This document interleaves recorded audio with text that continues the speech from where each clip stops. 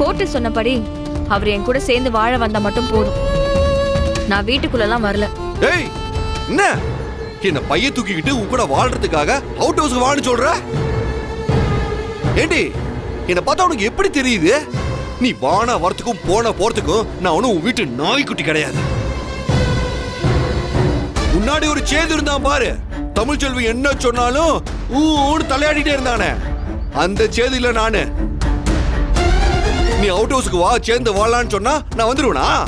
இந்த பாரு என்னால முடியாது. படை சேது சேது சேது சேது எப்பா அப்படி சொல்லுடா என் சிங்க குட்டி. இப்பதான்டா நீ அண்ணன் மகன். அண்ணே, சேதுவே அவ கூட வாழ முடியாதுன்னு சொல்லிட்டு வீட்டுக்குள்ள போயிட்டான். இவ வீட்டுக்குள்ள வரவே மாட்டேன்னு சொல்றா.